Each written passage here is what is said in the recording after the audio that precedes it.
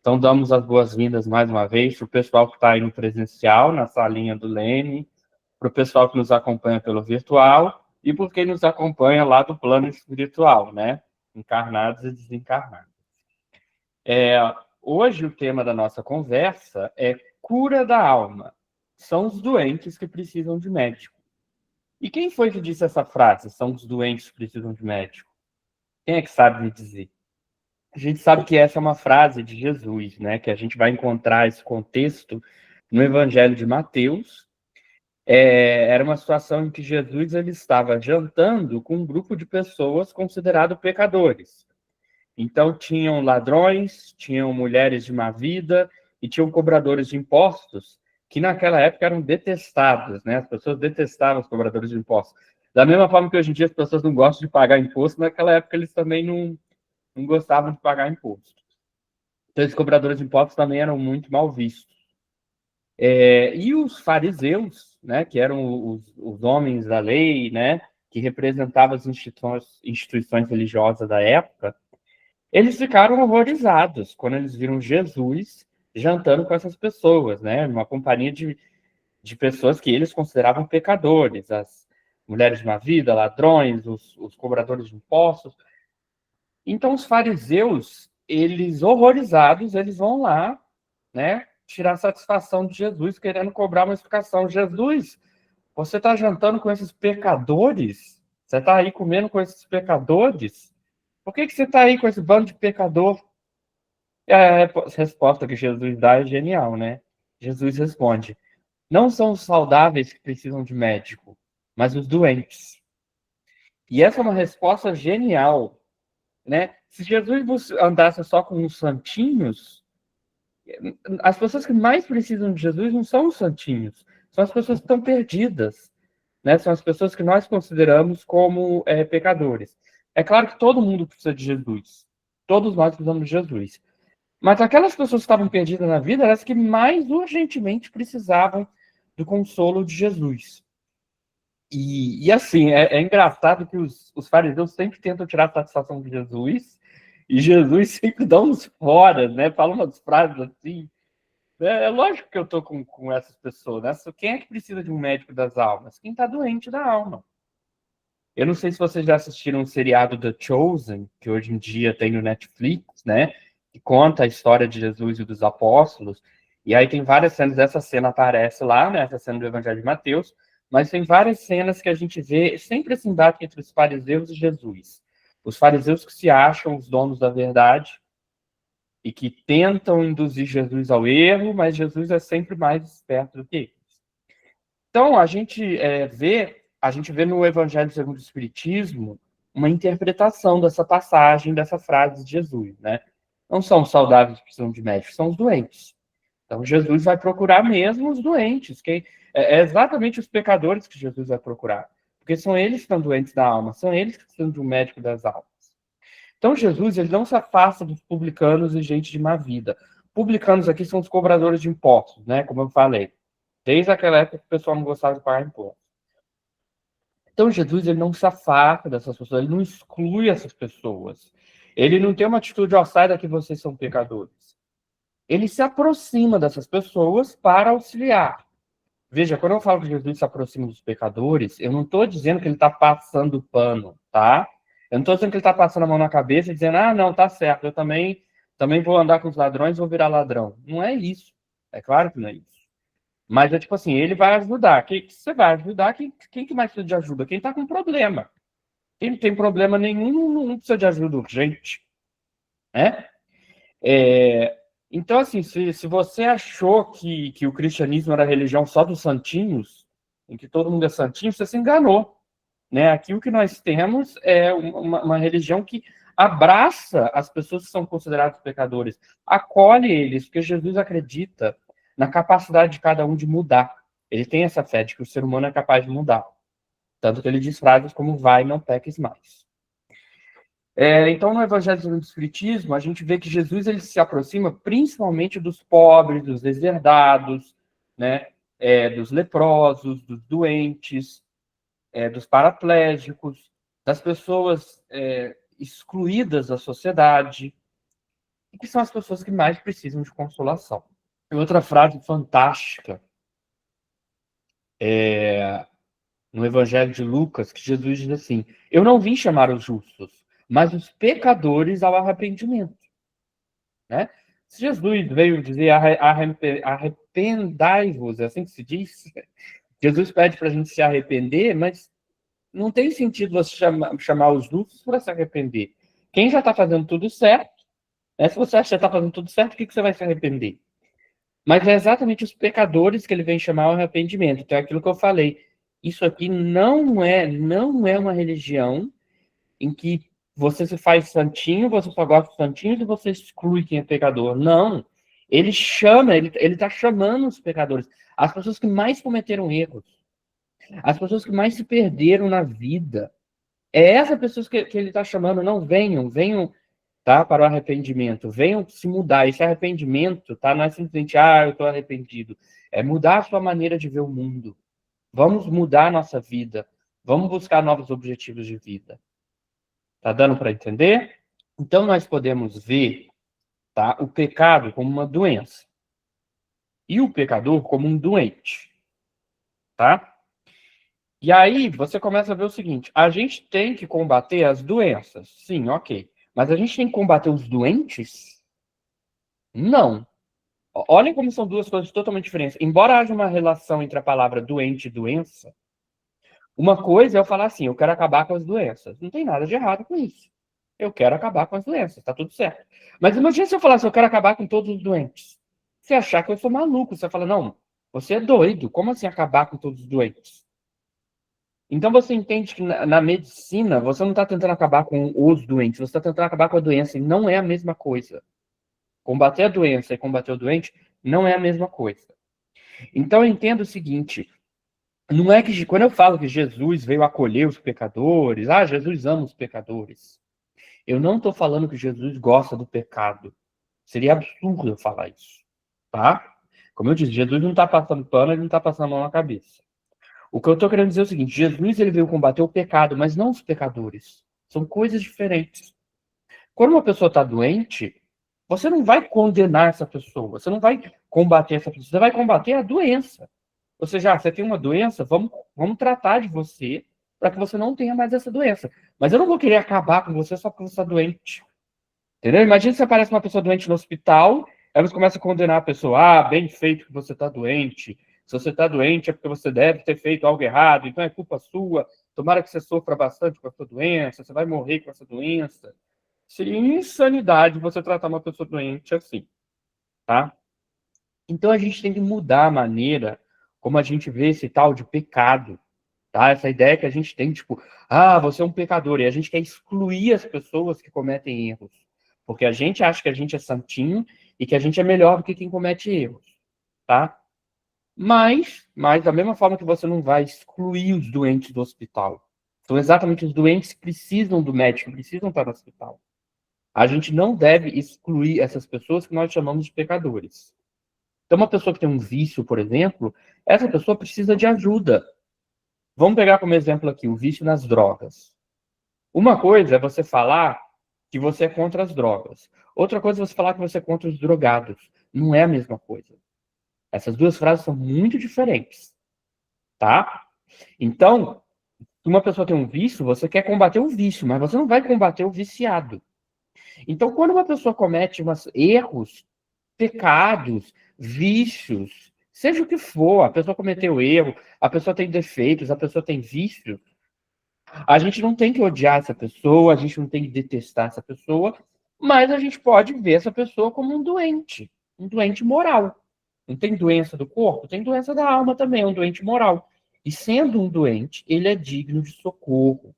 Tá? É uma pessoa que merece a nossa compaixão, uma pessoa digna de pena, que merece a nossa compaixão, o nosso socorro. Da mesma forma que se chegar uma pessoa doente no hospital, você não vai dar uma bronca na pessoa. Você não vai condenar a pessoa por estar doente. Você vai tratar da pessoa.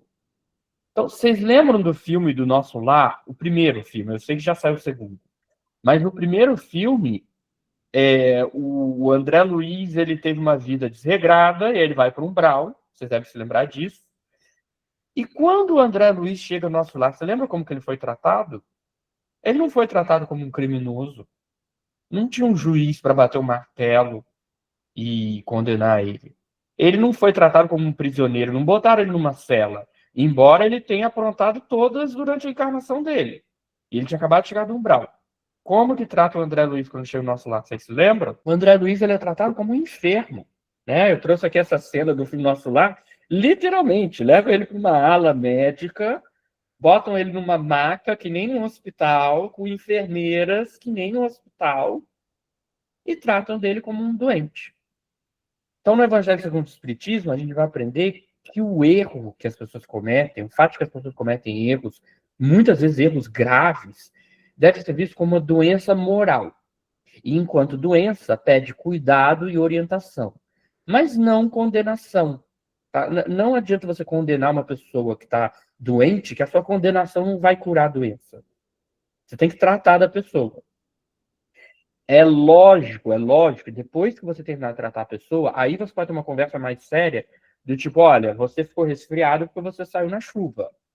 Ou então você teve um problema de coração porque você comeu muita fritura. A partir de agora você vai ter que mudar os seus hábitos, tá? Para não ter essa doença de novo. Vamos, agora que a gente acabou com os sintomas e você está curado, vamos conversar para você não ficar doente de novo, tá? Então o evangelho também mostra o seguinte, que muitas dores são causadas pelo próprio ser humano. E o Evangelho diz que o ser humano, muitas vezes, é o causador de seus próprios infortúnios. Então, as pessoas, elas sofrem por causa dos seus erros. As pessoas que têm um vício, elas sofrem com esse vício. Tá? A pessoa que tem um vício, ela tem uma recaída e ela se sente culpada, e ela fica se culpando, e aí depois ela cai na tentação de novo, e ela se sente culpada de novo, e aí ela fica vivendo uma tortura, um ciclo horrível de sofrimento. Então, as pessoas sofrem por causa dos seus defeitos, por causa dos seus vícios. Tá? Por isso que eu falei que são pessoas dignas de pena, de compaixão. E pela lei de ação e reação, você pode ter certeza do seguinte, você não precisa de ir lá punir a pessoa, porque o mal já traz a sua própria punição. Tá? O mal que uma pessoa comete já traz embutido em si o germe da sua própria punição. Por quê? Porque todo sentimento negativo gera sofrimento. Tá? Deixa eu dar um exemplo para a gente entender melhor. Imagina uma pessoa que é muito invejosa. A gente, às vezes, poderia ter uma tendência de, eu detesto gente invejosa, eu odeio gente invejosa, tá? Isso é um erro. Por que que é um erro? Se você odiar um invejoso, você acha que ele vai deixar de ser invejoso porque você odiou ele? Se eu odeio uma pessoa porque, o fulaninho tem inveja de mim, então eu odeio ele. Eu odiar ele vai fazer com que ele deixe de ser invejoso? Não, então se você vê a inveja como uma doença, odiar o doente não ajuda nada. Odiar o invejoso não vai fazer ele deixar de ser invejoso. Tá? Alguém poderia falar, mas a inveja não é uma doença. Quem disse que não é? Antigamente, há 100 anos atrás, ninguém achava que o estresse era uma doença. Hoje em dia, a medicina, eu não sou médico, mas pelo que eu entendo, hoje em dia a medicina aceita que o estresse é uma doença. E qualquer médico, qualquer psicólogo, qualquer psiquiatra hoje vai confirmar fato científico. O estresse causa uma série de doenças. Se hoje a gente é capaz de dizer que o estresse causa doença, quem sabe daqui a 100 anos a humanidade não vai começar a entender que o ódio e a inveja também são doenças, né? Mas, enfim, voltando aqui para o nosso exemplo do invejoso. Por que a gente não precisa de punir o invejoso? Porque o invejoso ele já está se autopunindo. Ele já está causando sua autopunição. Veja, o invejoso, ele sofre. Toda vez que o invejoso vê uma pessoa numa situação melhor do que ele, ou numa situação que ele acha que é melhor do que ele. Às vezes a pessoa nem está tão bem assim, às vezes a pessoa nem é feliz. Mas ele acha que, eu acho que o fulaninho está melhor que eu. Ele sofre. Então, o invejoso ele não tem um segundo de paz, ele está sempre se comparando. E sempre vai ter alguém para você se comparar. Sempre vai ter alguém que tem algo que você não tem. Sempre vai ter alguém que vai parecer estar numa situação melhor do que você, ou que vai parecer estar mais feliz do que você. Então, o invejoso ele não consegue encontrar paz, ele não consegue encontrar felicidade. Quando ele finalmente consegue o que ele queria, ele vai olhar para o lado e vai começar a ver o que ele não tem e que os outros têm. Então, ele já está sofrendo com isso, ele já está se autopunindo. Tá? A lei de ação e reação já garante que esse sentimento negativo causa uma série de sofrimentos. Logo, a gente não precisa de punir a pessoa. Tá? Se uma pessoa usar drogas pesadas e tiver uma overdose, essa pessoa já se autopuniu.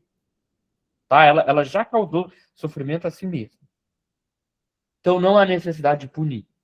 Aí você fala, então você está passando a mão na cabeça, você está passando pano, você está dizendo que então está tudo liberado, pode fazer qualquer besteira. Gente, é claro que não é isso que a gente está falando. É claro que não é isso. A gente deixou bem claro. Pela lei de ação e reação, comportamentos equivocados, sentimentos negativos, causam sofrimento. Mas quem faz isso é a lei de ação e reação. A lei de ação e reação leva pessoas com comportamentos equivocados a gerarem sofrimento para si mesmo. Então a pessoa já tem sua autopunição, de modo que ela não precisa de ser punida por nós, tá? E aí a gente vai aprender no Evangelho. Mais útil do que condenar é favorecer a transformação moral. Ou seja, ao invés de condenar você porque você tem um vício, eu vou te dar o apoio e vou tentar te ajudar a superar esse vício. Lógico, desde que você queira, né? O doente tem que estar disposto a ir no hospital. Se o doente foge do hospital, aí realmente complica. Infelizmente, ao longo dos séculos, o cristianismo foi muito deturpado. Muito. Eu não consigo pensar numa doutrina que foi mais deturpada do que o cristianismo, né? Então, assim, principalmente na época medieval, as pessoas tinham uma visão de como se Deus fosse vingativo. As pessoas achavam que Deus era vingativo. E a partir dessa noção de Deus vingativo, Deus bravo, que pune os pecadores, as pessoas começaram a achar que elas também tinham que punir os pecadores. Tá? Então foi criada uma visão da religião equivocada, deturpada, em que as pessoas achavam que quem é pecador tem mais é que sofrer, em que as pessoas excluíam os pecadores, as pessoas apontavam o dedo para o pecador. Tá? Então é aquela visão em que eu me acho santinho e eu fico o tempo todo criticando quem é pecador. Ah, olha a fulaninha lá, olha, a fulaninha é mó pecadora, olha o cicrano lá, olha, é mó pecador, né? E aí isso é muito grave. Por que que é muito grave? Porque veja o seguinte, Jesus ele não condenava as pessoas. Ele não falava, eu te condeno, você tem mais a que sofrer. Essa não era a atitude de Jesus. Quem condenava as pessoas eram os fariseus. Né? Os fariseus queriam apedrejar a mulher adúltera, por exemplo. Os fariseus que não aceitavam porque Jesus estava jantando com aquelas pessoas de má vida. Então, como que os fariseus agiam? Os fariseus, eles estavam o tempo todo apontando o dedo, julgando, culpando as pessoas, querendo jogar pedra. Olha, pecadora, vamos jogar pedra na pecadora, isso. Joga pedra na pecadora, para ela sofrer mesmo. E esses fariseus são exatamente os sujeitos que fizeram de tudo para acabar com a vida de Jesus. Eles é que conspiraram e fizeram uma baita de uma conspiração para que tudo o que acontecesse, para que Jesus fosse preso e condenado e crucificado. Então, essa visão de você querer punir, de você querer ficar apontando o dedo, seu pecador, você é um pecador, e olha a fulaninha lá, falaram que ela é uma pecadora. Não era Jesus que agia assim. Eram os adversários de Jesus. Eram as pessoas que queriam acabar com Jesus. Então é insano que em algum momento da história, pessoas que se dizem cristãs, né, entre aspas cristãs, poderiam agir dessa maneira, mas infelizmente foi criada uma visão deturpada da religião, em que as pessoas acham assim, religião é coisa de santinho. Eu sou santinho, eu sou melhor que todo mundo. Vocês são pecadores, vocês têm mais a que sofrer, vocês têm mais que ir para o inferno. E aí se você vier para a minha igreja, eu vou falar, não, você na minha igreja não. Sai da minha igreja, você é pecador, o que você está fazendo aqui? Né? Olha que deturpação. Que inversão moral de valores. Por que inversão de moral? Porque isso é o contrário do que Jesus ensinou. Jesus ele ensina o contrário. Jesus ele ensina, não são os doentes mesmo que precisam de médico. Não, eu não vim chamar os justos, eu vim chamar os pecadores mesmo. São eles que precisam da minha ajuda. Tá? E nessa visão de mundo, em que você baseia toda religião ela passa a ser focada no pecado. É um erro gravíssimo, tá, gente? A base de toda a espiritualidade deveria ser o amor ao próximo. O amor ao próximo deveria ser a base do cristianismo, da religiosidade, da espiritualidade, mas por uma questão absurda, criar uma visão de mundo em que as pessoas acham que religião é falar sobre pecado. Tá? Eu já vi gente na internet falando que shampoo é pecado porque quem usa shampoo é vaidade. Tá? É absurdo isso, né? Vamos parar e refletir, vamos usar um pouco o raciocínio. Então, nessa lógica de achar que é tudo uma questão de que eu sou santinho, vocês são pecadores, eu vou para o céu, vocês vão tudo para o inferno, surge uma situação horrível, muito desagradável, em que as pessoas elas passam a competir, tá? Tipo assim, eu sou mais santo do que você, eu sou santinho, você é pecador, tá? Eu sou melhor do que você. Então, imagina uma pessoa arrogante que ela se acha melhor do que todo mundo, tá? Ela se acha melhor do que todo mundo. Se você der dinheiro para essa pessoa, se ela ganhar na loteria, ela vai falar, eu sou melhor do que você, porque eu sou mais rico do que você, tá? Se a pessoa tirar 10 na prova, ela vai falar, eu sou melhor do que você, porque eu sou mais inteligente que você. Eu tirei 10, você tirou 0, tá? Só que essa mesma pessoa que tem a arrogância do tipo, eu sou mais bonito do que você, eu sou mais legal do que você, eu tô mais na moda do que você, eu tenho mais dinheiro do que você. Se você levar essa pessoa para uma instituição religiosa que só fala sobre pecado, tá? Essa pessoa que antes dizia eu sou melhor do que você porque eu tenho mais dinheiro do que você, essa pessoa ela simplesmente vai mudar o discurso e vai falar, não, eu sou melhor do que você porque eu sou santo. Eu sou santinho, então eu sou melhor que você. Vocês são pecadores, eu não vou me misturar com esses pecadores, tá? E era exatamente assim que os fariseus agiam, e era isso que Jesus estava tentando combater. Não foi isso que Jesus ensinou, tá? Então, afinal, o que foi que Jesus ensinou? Vamos ver. Olha, Jesus não combateu os pecadores, tá? Ele não estava tentando. Jesus ele combate o pecado, mas não os pecadores. Você entende isso? É diferente. Combater o pecado não é a mesma coisa que combater os pecadores. Jesus ele diz: eu vos libertarei do pecado. Ou seja, Jesus quer que a gente se liberte do pecado. Ele não gosta de ver a gente preso no pecado. Mas ele não tentou acabar com os pecadores como se eles tivessem que ser excluídos, tá? Ou punidos. Mas, embora Jesus não tenha combatido os pecadores, ele tenta livrar as pessoas do pecado. É um fato que Jesus combateu a hipocrisia. Jesus ele bate de frente com os fariseus. E assim, se você for ler o evangelho, ele dá uns fora nos fariseus. Vocês podem até achar que eu estou usando uma palavra muito forte, que eu estou dizendo que Jesus combateu a hipocrisia. Eu aqui nesse slide eu poderia ter dito que Jesus criticou a hipocrisia. Mas eu achei que eu poderia usar a palavra combater mesmo. Porque Jesus, na hora de criticar os hipócritas religiosos da época, ele é muito severo. Mas muito severo, assim. Ele não mede palavras, tá? Eu usei a palavra hipocrisia. Jesus, ele usa a palavra hipócrita. Pode ir lá no Evangelho.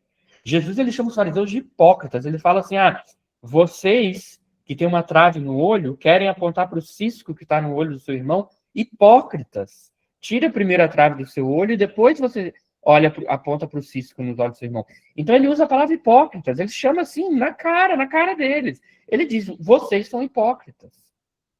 Tá? Ou então, quando tinha um monte de gente vendendo coisas no templo para ganhar dinheiro, e aí Jesus vai lá e ele diz assim, essa aqui é a casa do meu pai, uma casa de oração, mas vocês transformaram num covil de ladrões. Ele está pegando pesado. Se você pegar o dicionário e ver a definição de covil, a palavra covil significa ninho de rato. Tá? Ele estava chamando aquele ninho de rato. Então, olha só que coisa, a gente sempre vê Jesus como amoroso, como misericordioso, e ele é tudo isso. Mas, gente, na hora de dar bronca, ele dava bronca. E se tem uma situação na qual Jesus foi severo, foi quando ele encontrava hipócritas religiosos que se achavam donos da verdade. Tá? Então, assim, diante do pecador, Jesus falava, olha só, eu não condeno você. Eu acredito que você pode mudar. Eu vou te ajudar. Eu vou te ajudar a se libertar do pecado. Vai, não peques mais. Tá? Eu ajudo você. Eu te liberto do pecado. Eu vou te ensinar uma oração aqui, ó. Não me deixe cair em tentação. Tá? Aprende a rezar isso, que eu ajudo você. Mas ele critica muito, muito as pessoas que se acham donas da verdade. Você acha assim, eu sou superior, eu sou santo, eu não preciso melhorar, vocês é que tem que melhorar. E isso ele critica, né? Porque se você acha que você é superior, você não está reconhecendo a sua própria necessidade de reforma íntima. Isso está lá no Evangelho. E aí a gente aprende no Evangelho segundo o Espiritismo que ao invés da gente ter essa hipocrisia de achar que eu sou o máximo, eu sou o dono da verdade, só vocês são pecadores, o Evangelho segundo o Espiritismo diz: seja severo com você mesmo, mas seja indulgente com os outros. Ou seja, se você quer ser tão severo assim com o pecado, comece sendo severo com teus próprios pecados, com teus próprios erros. E seja indulgente com os outros, que você gostaria que fosse indulgente com você. Né? Tanto que todo dia, quando você vai rezar, você diz: perdoar as nossas ofensas, assim como nós perdoamos a quem nos ofendido. Tá? Então, mais uma vez, gente, nós não estamos passando pano no erro. Nós não estamos falando bem do pecado ou do vício. Se a gente usa a palavra erro, pecado, defeito, vício, é óbvio que é algo negativo. Eu não preciso de vir aqui e falar, gente, o vício é algo ruim, tá? Porque eu estaria chovendo no molhado e vocês já sabem disso. Então, Jesus, ele não está passando um pano. Ele se aproxima das pessoas que cometem erros para ajudar essas pessoas a se libertarem do erro. Tanto que ele diz, eu vos libertarei do pecado. Tá? Então, ele se aproxima para curar, para orientar, para levantar, mas não para excluir e nunca para humilhar. Ele nunca busca humilhar essas pessoas. Então, com Jesus, a gente aprende que a gente não deve julgar. Se existem pessoas que cometem erros graves, quem sou eu para julgar? Eu já cometi erros horríveis na minha vida, já cometi tantos erros. Quem sou eu para julgar você? Se eu também já cometi erros, eu preciso que as pessoas me perdoem pelos meus erros. Eu preciso que as pessoas sejam capazes de gostar de mim, apesar dos meus defeitos. Então, como é que eu vou ficar apontando o defeito dos outros? Se eu quero que as pessoas perdoem os meus erros, eu tenho que ser capaz de perdoar os defeitos dos outros, tá? Então, lembrando aquela cena da mulher adúltera, em que os fariseus queriam apedrejar ela. Ah, olha aquela pecadora, vamos excluir ela, vamos humilhar ela, vamos apedrejar ela. E o que Jesus diz para eles? Ele diz, atire a primeira pedra aquele que estiver livre de pecado.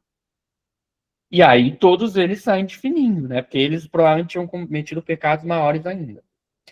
Então o Evangelho segundo o Espiritismo traz uma interpretação disso, né? Diz que essa frase, ela traz a indulgência como um dever, todos nós precisamos de indulgência, eu tenho que ser indulgente com ela, porque eu mesmo preciso de indulgência.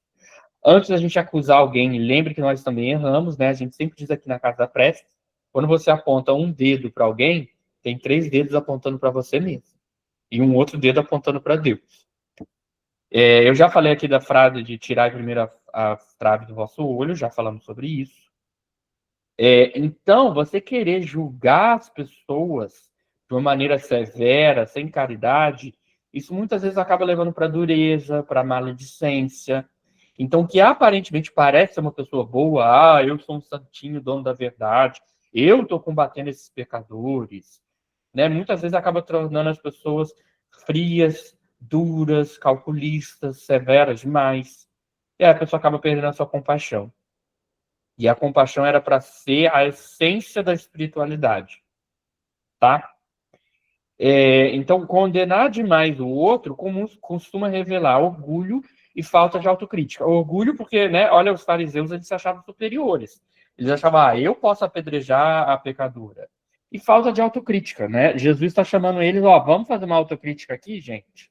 A gente está criticando o pecado da Maria de Madalena, mas e vocês? Vocês não têm pecado, não? Vamos fazer aqui uma autoanálise, uma autocrítica?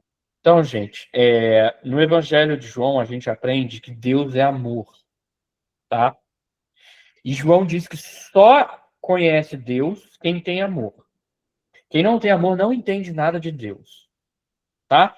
Então, assim, tem gente que quer falar de Deus e fica falando, porque Deus isso, que Deus tá bravo, que Deus vai te mandar pro inferno. E essas pessoas não entendem nada de Deus, porque essas pessoas não têm amor no coração. No Evangelho de João, o apóstolo e evangelista João, ele deixa bem claro, ele diz, quem não ama não conhece a Deus. Não conhece a Deus. E veja que não adianta você ficar falando, Deus, porque eu sou religioso. Os fariseus também se achavam religiosos. Tá? Jesus disse, nem todo aquele que diz Senhor, Senhor entrará no reino dos céus. Então João diz, quem não ama não conhece Deus. Se você não tem amor no coração, você não entende Deus. E não importa se você leu livros sobre Deus ou se você ouviu falar de Deus. Você precisa desse amor divino para conseguir compreender. E aí ele continua, quem não ama não conhece Deus. Pois Deus é amor. Deus é amor. A gente só vai compreender Deus quando a gente entender esse amor incondicional, tá? Então, gente, isso aqui não é só um detalhe, tá? Isso aqui é uma mudança completa de paradigma. É uma tentativa da gente mudar completamente a nossa visão de mundo, tá? Antigamente, existia uma visão de mundo baseada no dogmatismo e fanatismo, uma visão de mundo que foi desenvolvida por pessoas que não tinham esse amor no coração, então elas não conseguiam entender a grandeza da misericórdia de Deus. E aí elas tentam falar de Deus, só que a pessoa pode falar um monte de besteira sobre Deus, Tá? O fato de que a pessoa fala em nome da religião não significa que ela seja dona da verdade.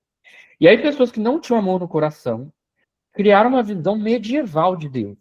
Tá? E eu digo medieval porque na época medieval você tinha um rei tirano que você tinha que obedecer ele, se você não obedecesse ele, ele ia te punir. Tá? Que nem aquela rainha do desenho animado da Alice no País das Maravilhas, que quando ela fica irritada, ela manda cortar fora as cabeças. Ela fala, cortem as cabeças! Né? Era assim na época medieval. Então as pessoas criaram uma imagem errada de um Deus vingativo, que vai punir você, e que odeia os pecadores, e que quer que você sofra, que vai te mandar para o inferno, que vai te mandar para o umbral. E essa visão, ela está totalmente equivocada, totalmente equivocada. Deus não é isso. Deus não está bravo com ninguém. Deus não é vingativo. Se Deus fosse vingativo, ele seria imperfeito, tá? A única maneira de você dizer que Deus é perfeito é entendendo que Deus é misericordioso. Deus, ele tem um amor incondicional, uma misericórdia infinita. É um amor infinito, um amor universal. E só quando você sente esse amor de Deus, você vai começar a entender o que é Deus, tá? Para entender Deus, a gente tem que preencher o nosso coração com esse amor incondicional, esse amor que não julga, que é misericordioso, que perdoa. É um amor infinito, é um amor que ama até as pessoas que estão cometendo erros. É tipo assim, Deus ama aquele jovem que está lá na rua cheirando cola ou fumando crack. Deus ama ele também, porque Deus quer que a pessoa melhore, que a pessoa saia daquela situação. Tá? Deus ama mesmo as pessoas que cometeram os piores erros. É um amor incondicional. É um amor, tipo assim, você é amado pelo simples fato de que você é obra de Deus. Independente dos erros que você cometeu. Você pode ter cometido qualquer erro, você pode ter feito os piores erros do mundo, mas você continua sendo obra de Deus e por isso você merece esse amor. Tá? Então, só assim a gente vai começar a compreender que, na verdade, não existe condenação. Essa ideia que a gente tem de que você vai ser condenado para o inferno, simplesmente não existe. É uma ideia que inventaram e colocaram na nossa cabeça quando a gente era criança. Olha, papai do céu está muito bravo com você. Não é verdade, papai do céu não está bravo, ele não fica bravo. Ficar bravo são os seres humanos que ficam bravos. Não existe condenação, ninguém vai condenar você. Aí você fala, ué, Estevam, mas e o sofrimento, e os espíritos sofredores, e o umbral? Não tem os espíritos que vão para o umbral? Cara, o umbral não é uma punição, é uma autopunição. O próprio espírito te coloca naquela situação, tá? No filme do André Luiz, quando ele vai para o umbral, não tem um juiz que bate o martelo e diz, André Luiz, eu condeno você a 30 anos no umbral. Não tem isso. Ele mesmo criou aquela psicosfera, ele mesmo atraiu aquela situação. O padrão vibratório dele estava tão baixo que ele foi atraído por aquelas regiões com outros espíritos que também tinham aquele padrão vibratório baixo que nem o dele. E aí, quando tem vários espíritos com esse padrão vibratório baixo, cria aquela psicosfera escura que você vê no filme. Mas no momento em que o André Luiz resolve se arrepender, ele é socorrido. Tá? Então não existe condenação. O que existe é lei de ação e reação. Você atrai aquilo que você vibra. Se você só pensa em coisa negativa, você atrai coisa negativa. Seja na Terra, seja no plano espiritual. Tá? Então, entendendo assim Deus como um amor infinito, a gente começa a dizer que Deus ama todas as pessoas. Até mesmo aquelas pessoas que você não concorda. Até mesmo aquelas pessoas que você não gosta. Aquela pessoa que você chama de pecador. Aquela pessoa que tem um vício. Aquela pessoa que cometeu um crime. Todas as pessoas são filhos de Deus, tá? Isso não significa passar a mão, né, na cabeça do criminoso e dizer, tadinho, pode continuar cometendo crime. Jesus não diz, pode continuar pecando. Ele diz, olha, eu não te condeno, vai, não peques mais. Isto é, eu te amo tanto que eu acredito que você pode melhorar, que você pode mudar. Você é capaz de mudar. Você pecou? Tá bom, mas você é capaz de mudar. Então, Jesus, ele fala, né, no Sermão da Montanha, ele diz, cuida dos pássaros. Se Deus cuida dos pássaros no céu, você acha que Deus não vai cuidar de você? Se Deus ama até os passarinhos, você acha que Deus não vai amar uma pessoa? Tá? Então a ideia de que Deus está bravo com alguém está totalmente errada. Deus não está bravo com ninguém, nem com o pior pecador do mundo. Até o pior pecador do mundo pode se arrepender. Se não nessa vida, uma outra encarnação. Pode demorar algumas encarnações para isso acontecer. Tá? Então Deus ama todo mundo sem exceção, inclusive as pessoas que a gente chama de pecadores. Deus está chamando essas pessoas de volta ao caminho correto. Deus está fazendo um chamado por vários meios, através de vários canais, Deus está chamando você de volta. Deus não está te condenando. Deus não está bravo com você. Não existe isso. Se falaram para você que Deus está bravo, mentiram para você. Deus está dizendo para você, meu filho, minha filha, você se perdeu nas ilusões da matéria. Você achou que você ia ser feliz no egoísmo da matéria, e você não conseguiu ser feliz na matéria. Então por que você não volta para mim? E eu te darei a minha paz. Volta para mim, volta para o caminho correto. E eu te darei a paz que você sempre buscou, a felicidade que você sempre buscou, tá? E essa ajuda divina não é um privilégio dos melhores, não é um privilégio dos santinhos. Alcança todas as pessoas, todas as condições humanas, em todos os níveis de evolução espiritual. Então, gente, a gente aprende assim que qualquer um pode se redimir, qualquer pessoa pode se redimir, por mais que uma pessoa tenha cometido pecados horríveis, essa pessoa ela pode se arrepender e ela pode mudar. E Jesus ensina isso na parábola do filho pródigo. O filho pródigo ele era maior pecador, né? Ele vivia na farra, torrando todo o dinheiro do pai na festa, com bebedeira, né? Com promiscuidade.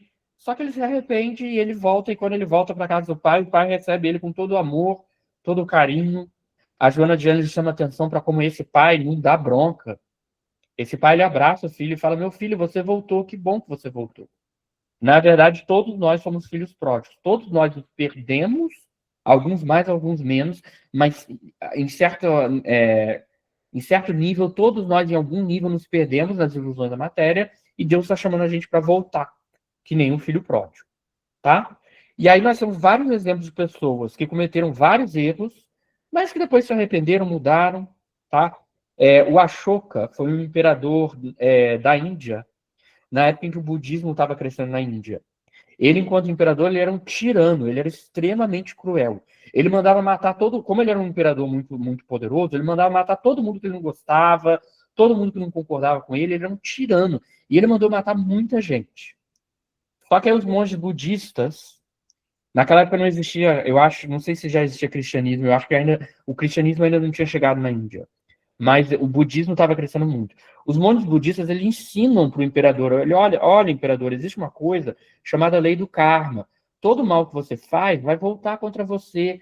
Todo esse sofrimento que você está fazendo vai voltar contra você. E aí o Ashoka ficou preocupado, porque ele falou, meu Deus do céu, se todo o sofrimento que eu faço volta para mim, eu estou ferrado. Porque a quantidade de sofrimento que eu causei, eu mandei matar um monte de gente. Então ele se arrependeu profundamente, ele se converteu para o budismo, ele se arrependeu profundamente, ele passou a se sentir culpado pelos erros que ele cometeu, e ele resolveu virar um pacifista. Ele resolveu que ele nunca mais ia cometer violência, então ele acaba com as torturas, ele acaba com as penas de morte, ele resolve que ele nunca mais vai cometer um ato de violência, e inclusive ele resolve que ele não vai maltratar mais nenhum animal, ele vira vegetariano.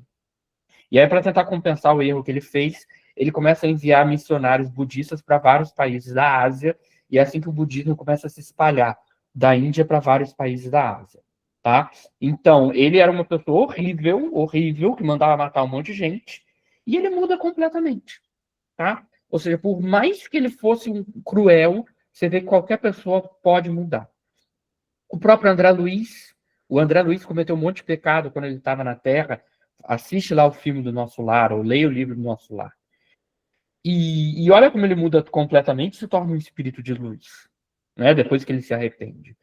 O Emmanuel, quando teve uma encarnação como Purus Lentulus, como a gente vê no livro Há 2000 anos, né? Ele era arrogante, ele não ligava para Jesus, não ligava para o cristianismo, ele encontra com Jesus, mas não dá bola nenhuma para Jesus, deve ter achado, esse Jesus é maluco, e depois olha como ele se transforma, olha como ele vira um espírito de luz.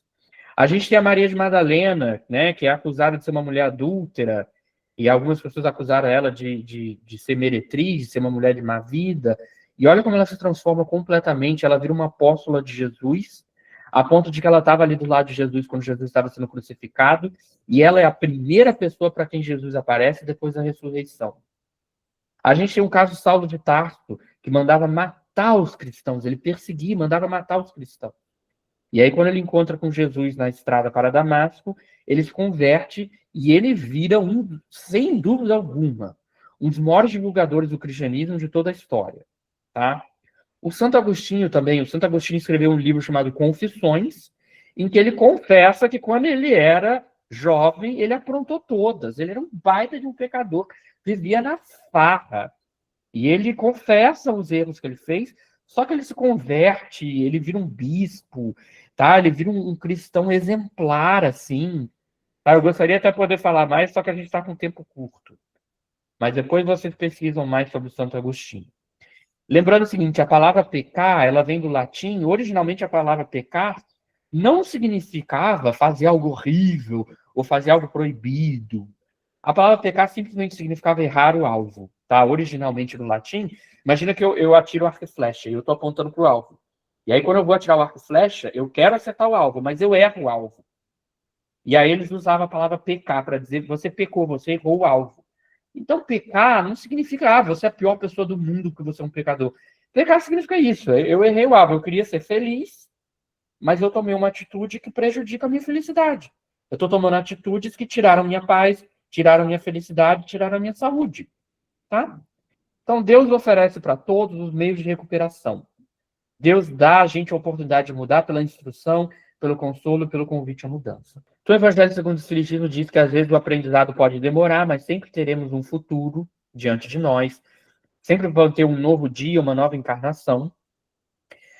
Se a gente entende que Deus não quer castigar ninguém, Deus não quer condenar ninguém, então a gente não precisa condenar nós mesmos, sabe? Se Deus perdoa você, você pode se perdoar. Você não precisa ficar se culpando por tudo. Imagina você poder se libertar da culpa, tá? Se libertar da culpa, se libertar do auto-julgamento. Que maravilha se você pudesse viver sem culpa. Né? Então, se Deus não te condena, você não precisa ficar se autocondenando. Quando você entender isso, quando você entender que o erro faz parte do aprendizado, você vai entender, eu cometi muitos erros na minha vida, mas eu ainda estava evoluindo, eu ainda estava aprendendo, eu ainda era imaturo. Mas eu estou amadurecendo, eu estou aprendendo com meus erros. Então você pode olhar para a sua vida com naturalidade. Sim, eu cometi erros, mas eu estou aqui para aprender. Eu não preciso de passar minha vida inteira me autocondenando, tá? Porque essa culpa, o tempo todo ficar se autoculpando, faz muito mal, tá? Então a gente não, no Espiritismo, a gente não vai focar na culpa. O foco aqui não é a culpa. A gente vai focar no autoconhecimento e no esforço constante para se melhorar. Né? Reconhece o verdadeiro espírita pelo esforço que ele faz para vencer uma tendência. Então, gente, olha só. Um problema da nossa sociedade, há muito tempo, há vários séculos, é um excesso de individualismo. As pessoas se tornaram muito individualistas, tá? Seria tipo assim, eu vou me salvar do Covid, mas não estou nem aí se os outros estão pegando Covid ou não. Sabe? Isso é individualismo, farinha pouca, meu pirão primeiro. Eu quero me dar bem, mas eu não estou nem aí se as outras pessoas estão passando dificuldade. Só que esse individualismo, ele foi levado para o campo religioso. E aí você tem pessoas, tá, equivocadas, que agem tipo assim, eu quero para o céu. Se vocês vão para o inferno ou não, é o problema de vocês. Ou seja, eu estou olhando para a salvação simplesmente um ponto de vista individual. Eu estou preocupado com a salvação individual. Eu estou preocupado com a minha salvação. Tipo assim, eu vou para o nosso lar. Tá? Eu vou lá para o nosso lar. Vocês estão nem aí, vocês vão para o umbral. E aí eu sugiro o seguinte, e se a gente tentar enxergar o mundo não do ponto de vista de um indivíduo, mas tenta enxergar o mundo do ponto de vista da humanidade como um todo. Olha para a humanidade como um todo. Veja o seguinte, Jesus não quer a salvação só de uma pessoa. Jesus não quer só a sua salvação. Jesus, ele acredita na salvação da humanidade inteira, como um todo. Então, vamos enxergar o mundo como... Eu vou parar de olhar para o mundo como Estevão, tá? Meu nome é Estevão, mas ao invés de enxergar como Estevão, eu vou enxergar o mundo como humanidade. Todos nós cometemos erros. O vício não é um problema individual. O vício, ele é uma pandemia. Tem um monte de gente cheia de vício. Tá? Se eu sofrer com ansiedade, a ansiedade é a nova pandemia. Tem um monte de gente sofrendo com ansiedade. Então, nós, seres humanos, nós estamos juntos aqui no planeta Terra. Né? Lutar contra os nossos próprios vícios é um drama da humanidade. Não é só eu que estou combatendo os meus vícios. Não é só eu que estou combatendo a depressão, a ansiedade. Todos nós, seres humanos, nós, a humanidade, nós cometemos erros, nós sofremos os nossos próprios erros, nós nos sentimos culpados, nós choramos, nós enfrentamos dificuldades, tá? Então, da mesma forma como o desemprego não é o problema de uma pessoa, é um problema social, a gente pode entender isso, que essa busca por vencer os seus defeitos e se tornar um espírito iluminado não é uma busca individual de uma única pessoa, é uma busca da humanidade inteira. A humanidade inteira vai ter que fazer a sua reforma íntima. É claro que eu começo com a minha, mas vamos tentar enxergar que não é só uma questão de eu vou para o nosso lar e dane-se os outros. Talvez se a gente tiver essa visão mais comunitária, a gente consegue entender um pouco melhor. A gente, olha, eu cometo erros, mas vocês também cometem erros. Mas eu estou me esforçando para melhorar e vocês também estão se esforçando para melhorar. Nós somos uma família. Vamos nós esforçar para nos melhorarmos juntos? Talvez a gente consiga ter uma visão de mundo um pouco mais fraterna, tá? E aí a religião vai deixar de ser aquele negócio de eu sou santinho, sai daqui, sou pecador. A gente teria uma visão mais inclusiva, uma religião que inclui todo mundo, que abraça todo mundo, e não uma religião que exclui as pessoas, que expulsa as pessoas da igreja, tá? Então a gente poderia, sim, da mesma forma que Jesus disse que os doentes são de médico, nós mesmos nos tornarmos médicos um dos outros. Tá? Eu sou capaz de dizer assim, gente, olha, eu preciso da indulgência, da misericórdia de vocês. Vocês podem me aceitar, mesmo sabendo que eu cometi erros graves? Vocês seriam capazes de me aceitar assim, de me acolher assim? Então, se vocês são capazes de me acolher, mesmo sabendo que eu errei, então eu também tenho que ser capaz de acolher vocês. Eu tenho que ser capaz de aceitar vocês por quem vocês são, mesmo sabendo que talvez vocês cometeram muitos erros na vida. Tá? E aí, a gente aprende no Evangelho segundo o Espiritismo que ajudar a pessoa que comete erros, ajudar o doente moral também é uma caridade. Caridade não é só doar dinheiro, dar pão para quem está passando fome. Existe uma caridade moral, que é pelo conselho, pelo apoio, pela oração e principalmente pelo exemplo. Né? Vamos dar o exemplo. Então, Deus oferece socorro para todas as pessoas. Tá? Lembrando que o lema do Espiritismo é fora da caridade, não a salvação. E que Jesus disse: amai-vos uns aos outros como eu vos amei.